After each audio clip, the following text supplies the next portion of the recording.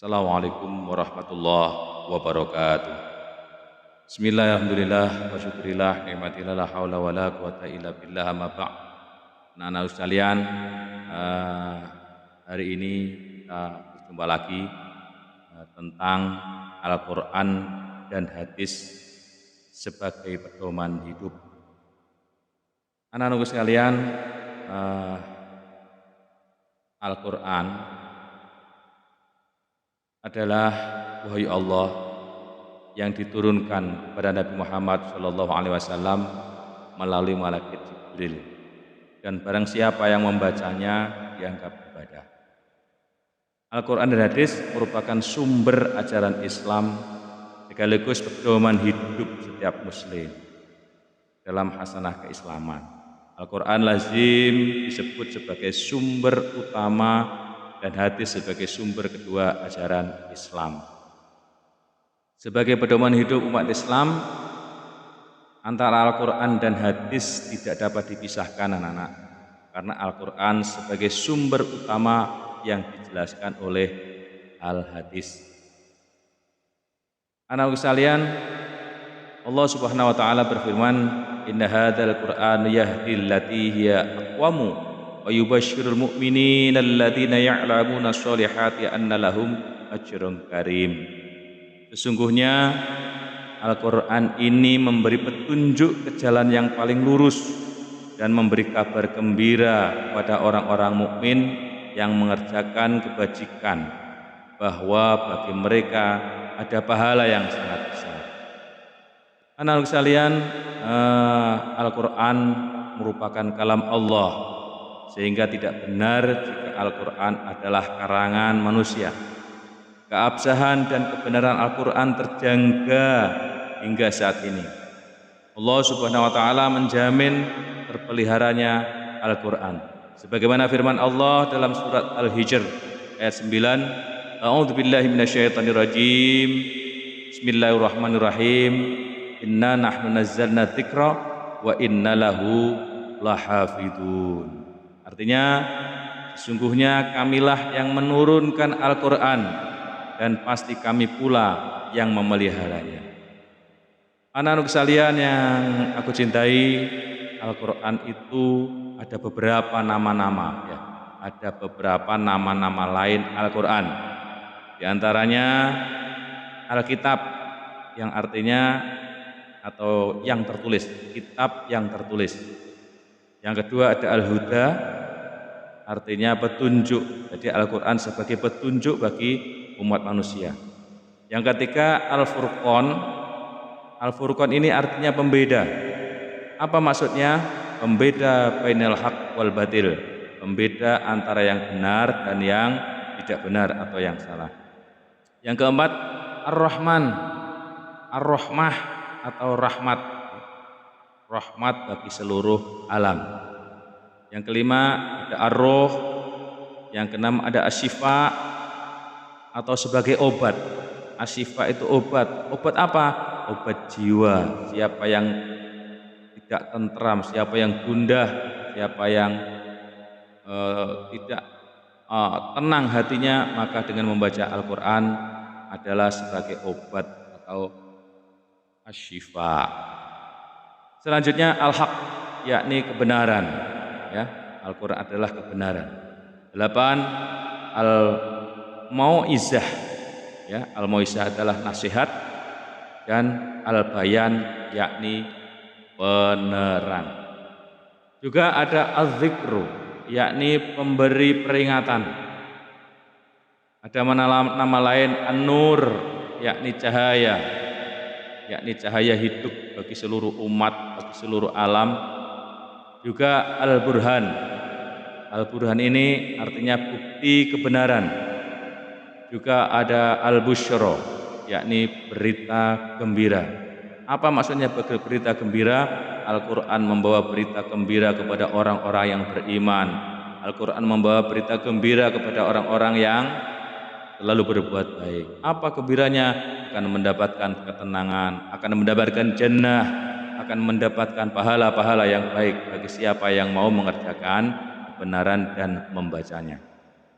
Anak-anak sekalian, kemudian Al-Quran itu juga ada fungsinya.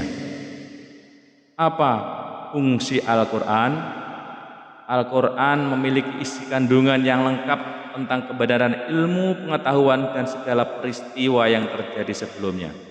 Sebab Al-Quran diturunkan bertahap dan mengiringi kejadian di masa kerasulan Nabiullah Muhammad SAW dalam menetapkan suatu hukum. Fungsi Al-Quran bagi umat manusia yakni satu, Al-Quran sebagai petunjuk, hudal linnas, petunjuk bagi semua manusia. Sebagaimana firman Allah, "Dzalikal kitabul la raiba fihi hudal lil muttaqin." Artinya kitab Al-Quran ini tidak ada keraguan di dalamnya. Ia merupakan petunjuk bagi orang-orang yang bertakwa.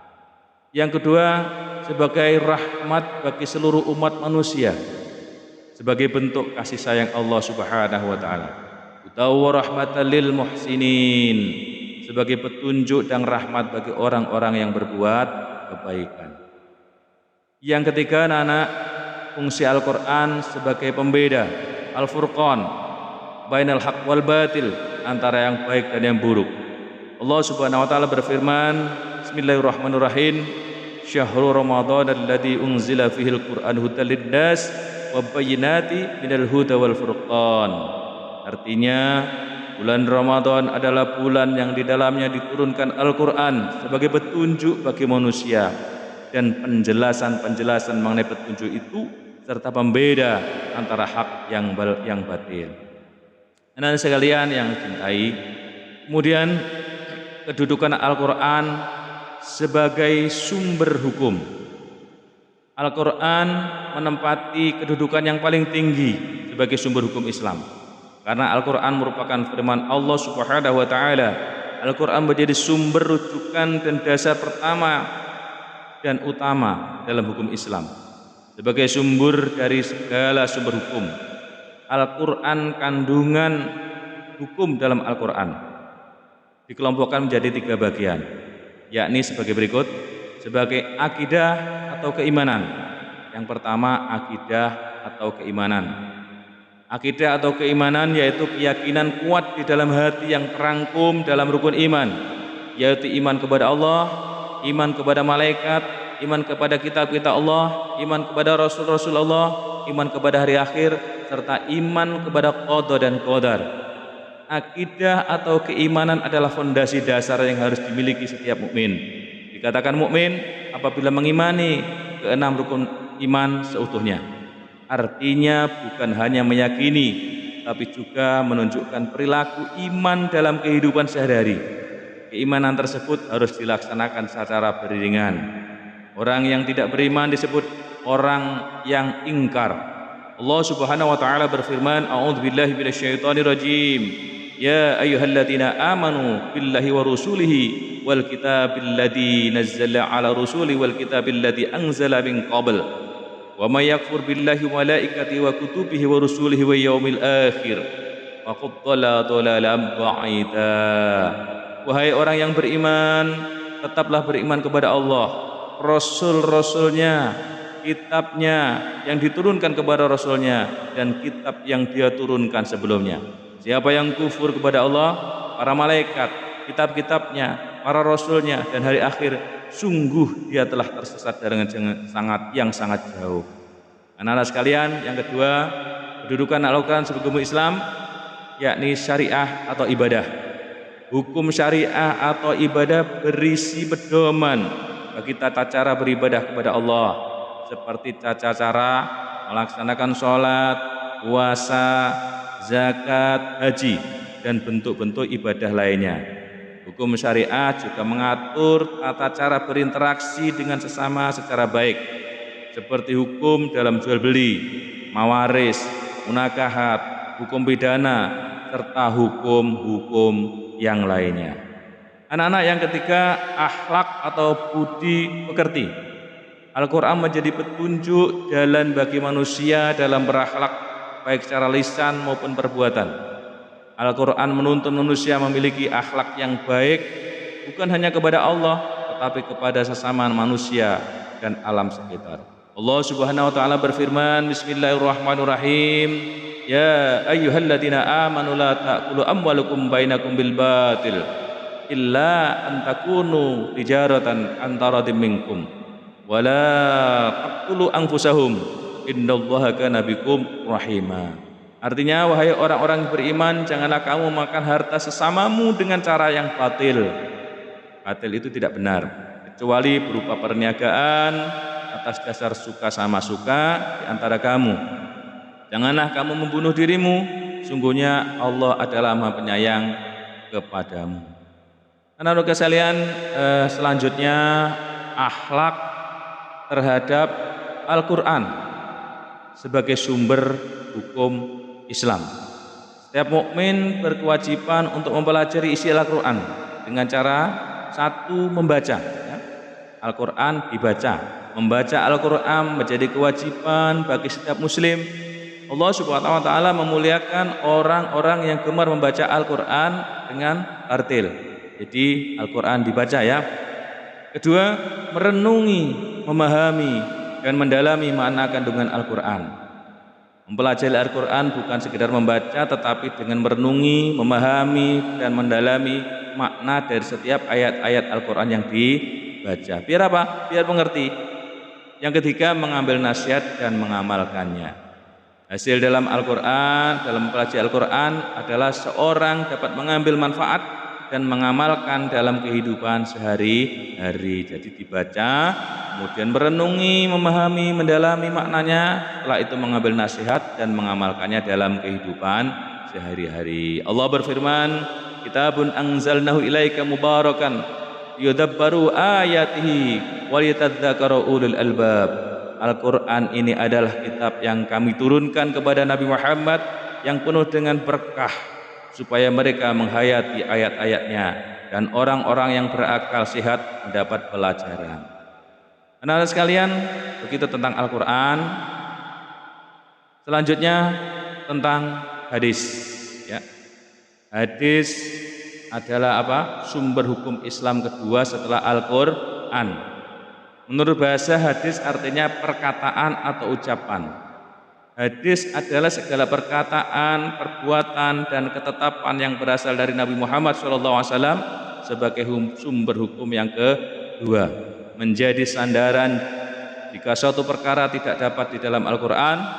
Allah berfirman, wa ma atakumur rasul fakhuduhu wa manahakum an fantahu wattaqullah innallaha syadidul iqab. Apa yang diberikan Rasul kepadamu terimalah, apa yang dilarangnya bagimu tinggalkanlah, dan bertakwalah kepada Allah, sungguhnya Allah sangat keras hukumnya. Anak sekalian, hadis Rasulullah SAW bersumber pada Al-Quran yang dipraktikkan oleh Rasulullah SAW. Hal ini menunjukkan bahwa pribadi Rasulullah SAW merupakan perwujudan Al-Quran yang ditafsirkan, serta ajaran Islam yang dijabarkan sebagai bagian petunjuk bagi umat manusia. Anak sekalian, hadis itu ada bagian-bagian anak-anak ya. Hadis itu ada bagian-bagian. Bagian-bagian hadis itu ada sanad ya. Sanad adalah orang yang menyampaikan hadis atau silsilah orang yang menghubungkan kepada matan hadis ya. Itu sanad. Yang kedua matan. Matan adalah materi hadis yang tempat penulisannya sesudah sanad dan sebelum rawi ya, sebelum rawi. Dan yang ketiga rawi. Rawi adalah orang yang meriwayatkan atau menghimpun hadis. Begitu. Kemudian anak sekalian, fungsi hadis terhadap Al-Quran ya. Fungsi hadis terhadap Al-Quran, hadis menempati tingkat kedua sebagai sumber hukum Islam setelah Al-Quran. Hadis merupakan penjabaran prinsip-prinsip yang sudah ada dalam Al-Quran yang dilakukan Rasulullah SAW. Fungsi hadis terhadap Al-Quran adalah yang pertama, menjelaskan ayat-ayat yang bersifat umum ya, ayat-ayat yang masih umum yang belum dicerna, yang belum bisa dicerna oleh semua orang, maka dijelaskan oleh hadis. Yang kedua, memperkuat dan menegaskan pernyataan yang terdapat dalam Al-Quran. Yang ketiga, menetapkan hukum baru yang tidak terdapat dalam Al-Quran. Dengan demikian, tidak mungkin hadis ini bertentangan dengan Al-Quran. Hadis beriringan dengan Al-Quran. Kemudian macam-macamnya anak-anak, macam-macam hadis. Hadis itu ada yang apa? Mutawatir, kemudian ada hadis masyhur, ada hadis ahad. Ya. Mutawatir sendiri yaitu hadis yang diriwayatkan banyak perawi yang tidak mungkin sepakat untuk berdusta. Itu hadis mutawatir. Kemudian apa hadis masyhur? Yaitu hadis yang diriwayatkan 2 orang perawi tetapi tidak dapat mencapai derajat mutawatir. Dan yang ketiga hadis ahad, yaitu hadis yang hanya diriwayatkan oleh 1 orang perawi. Hadis ahad dibagi menjadi dapat dibagi berdasarkan kualitas perawinya, yaitu 1 hadis sahih, ya, hadis sahih yaitu hadis yang sanadnya cukup dan diriwayatkan oleh perawi yang adil dan kuat hafalannya. Hadis ini dijadikan sebagai sumber hukum dalam beribadah atau bisa dijadikan sebagai hujjah.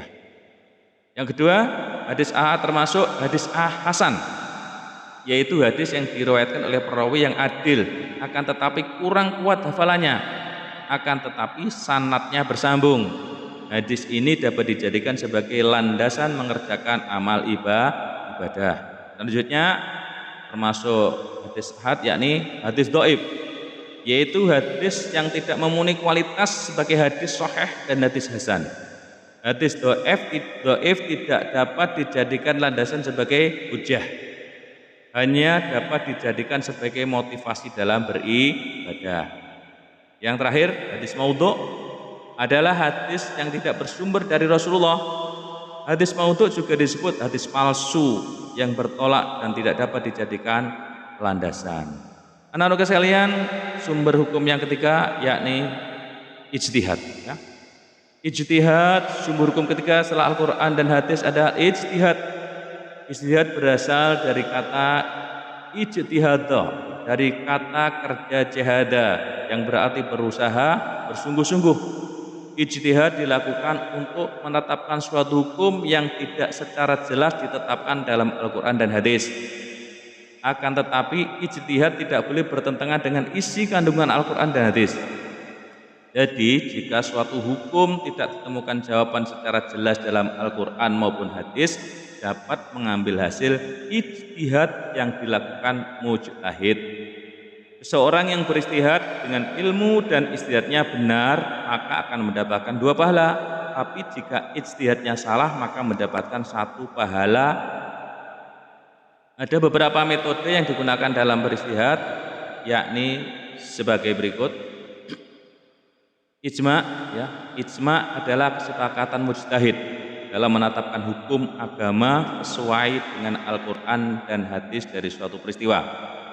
Ijma' dilakukan dalam merumuskan hukum yang tidak disebutkan secara khusus dalam Al-Quran dan hadis. Misalnya ijma' pada masa sahabat, yaitu adanya kesepakatan menghimpun lembaran-lembaran Al-Quran untuk dikumpulkan dan dijadikan mushaf. Yang kedua, qiyas adalah menyamakan maksudnya penetapan suatu hukum pada perkara baru dengan perkara yang sudah dijelaskan dalam Al-Quran dan hadis. Karena adanya kesamaan sebab, karakter, manfaat atau aspek lainnya. Ya. Contohnya menggunakan narkotik dikiaskan dengan minuman khamr karena kesamaan sifat dan karakter yang menghilangkan kesadarannya. Selanjutnya ada maslahah mursalah, adalah penetapan hukum berdasarkan kegunaan, misalnya disyariatkannya pengadaan mata uang, memungut pajak, kewajiban membayar ganti rugi di luar kesepakatan. Anak-anak sekalian, itu tadi tentang ijtihad. Dan selanjutnya pembagian hukum Islam. Pembagian hukum Islam bukan hanya bersumber Islam yang wajib diketahui, akan tetapi ketentuan dalam pembagian hukum Islam, secara garis besar pembagian hukum Islam dikenalkan dengan hukum-hukum taklifi dan hukum wad'i. Yang pertama, hukum taklifi, ya, yaitu hukum yang berbentuk tuntutan atau pilihan. Maksudnya adalah tuntutan Allah Subhanahu wa taala kepada hambanya untuk melakukan atau meninggalkan sesuatu atau memilih di antara keduanya. Hukum taklifi dibagi menjadi 5, yakni 1 wajib, ya, wajib. Yang kedua sunnah, haram, makruh, mubahah. Ya. Itu wajib itu apa? Nah, wajib atau fardu yaitu ketentuan Allah Subhanahu wa taala yang harus dikerjakan. Jika aturan ini dijalankan maka akan mendapatkan pahala, sedangkan bagi yang menghilangkan akan mendapatkan dosa, ya. Sunnah atau mandub yakni ketentuan dalam melakukan sesuatu. Jika ketentuan ini dilakukan akan mendapatkan pahala, namun jika ditinggalkan pelakunya juga tidak dihukum dosa. Sunnah sendiri ada 2 macam. Sunnah muakkad yaitu ketentuan yang hukumnya sunnah akan tetapi sangat dianjurkan. Yang kedua sunnah ghairu muakkad yaitu amalan sunnah yang dianjurkan tetapi tidak menjadi kebiasaan Rasul. Haram yaitu suatu yang dilarang untuk dikerjakan. Bagi yang meninggalkan larangan tersebut akan mendapatkan pahala, tapi bagi yang mengabaikan dan tetap dilakukan maka akan mendapat dosa. Misalnya larangan memakan bangkai, darah, daging atau daging babi maksudnya sesuai firman Allah Subhanahu wa taala yang telah ditetapkan dalam Al-Qur'an. Selanjutnya makruh atau karohah artinya tuntunan Allah Subhanahu wa taala untuk meninggalkan sesuatu. Orang yang meninggalkan kemakruhan akan mendapatkan pahala. Tetapi jika mengerjakan tidaklah berdosa. Meskipun demikian, kemakruhan hendaknya dihindari. Misalnya berkumur-kumur saat berpuasa, ya, itu termasuk hukumnya makruh. Selanjutnya mubah atau al-ibahah yaitu suatu perkara yang boleh dikerjakan atau ditinggalkan. Mengerjakan atau meninggalkan tidak berpahala dan tidak berdosa. Misalnya diperbolehkannya berburu setelah selesai mengerjakan haji, ya. Selanjutnya anak-anak setelah ada pembagian hukum taklifi, kemudian hukum wad'i, ya. Hukum wad'i ialah ketentuan Allah Subhanahu wa taala yang menjadi sebab, syarat atau penghalang bagi ketentuan yang lain. Hukum wad'i dalam ilmu hukum disebut pertimbangan hukum, ya. Dalam hukum wad'i ada sebab, ada syarat, ada penghalang. Sebab yang menjadi tanda adanya hukum dan tidak ada sebab tidak adanya hukum, ya. Misalnya berwudu menjadi sebab untuk melaksanakan sholat. Yang kedua syarat adalah sesuatu yang menjadi pelengkap terhadap perintah yang menjadikan tidak sah suatu perintah kecuali dengan syarat tersebut. Misalnya syarat adanya wali dalam suatu pernikahan, tapi syarat tersebut diikuti dengan adanya syarat-syarat pernikahan lainnya. Selanjutnya penghalang yaitu sesuatu yang keberadaannya meniadakan suatu hukum atau membatalkan suatu sebab. Misalnya seorang ahli waris terhalang mendapatkan waris karena perbedaan agama, ya, dan lain-lain sebagainya. Anak-anak sekalian, itu tadi yang dapat Bapak Guru sampaikan, mudah-mudahan bermanfaat tentang Al-Quran dan Al-Hadis sebagai pedoman hidup.